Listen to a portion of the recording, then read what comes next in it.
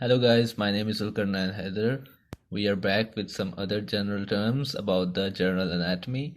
Now we will see the abduction and adduction at the hand and at the thumb. Here you can see the abduction of the thumb, and here you can see adduction of the thumb.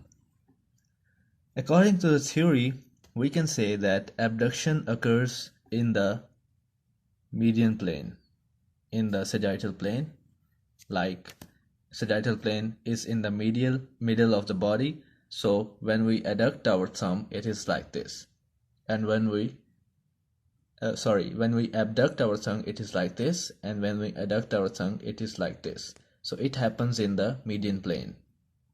And if we see about the flexion and extension of the hand, then you can say that it happens in the coronal plane of the body. For example, if you do flexion it is like this, and you do extension it is like this: flexion, extension, flexion, extension. Then there is abduction, adduction, abduction, adduction. And if we do them thoroughly, there is abduction, extension, flexion, and adduction. Flexion and adduction are in the same position, but abduction is in the median plane and extension is in the coronal plane.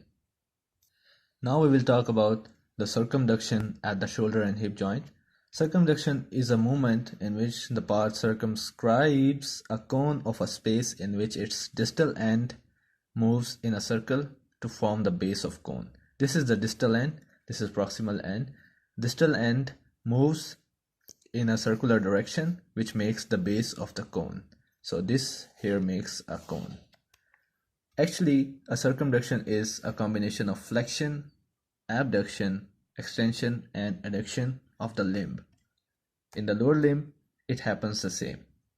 Now, if we come to rotation, rotation is the movement of the body part around its long axis. For example, if you rotate your body part, then you can say that anterior surface rotates medially, it is known as medial rotation.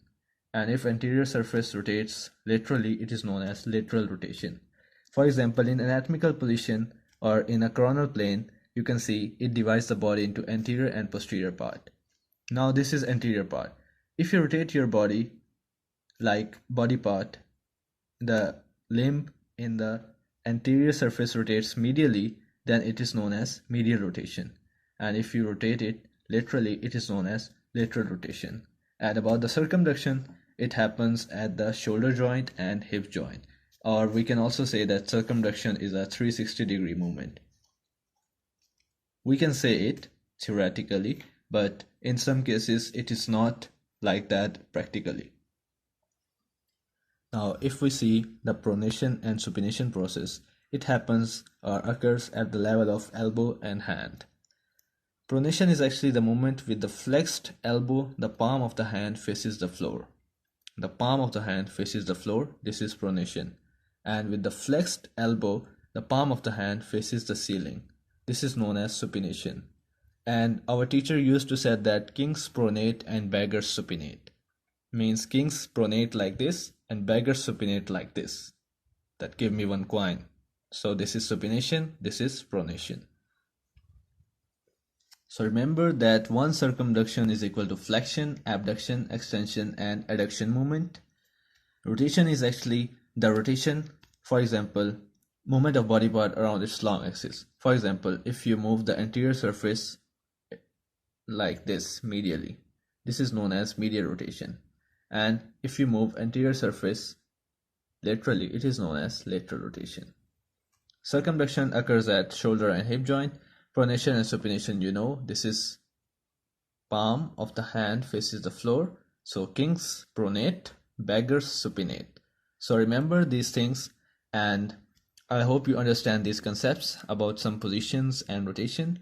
And if you like this video, then do subscribe, share, and do like this video. In the next lecture, we will talk about some more terms. Thank you.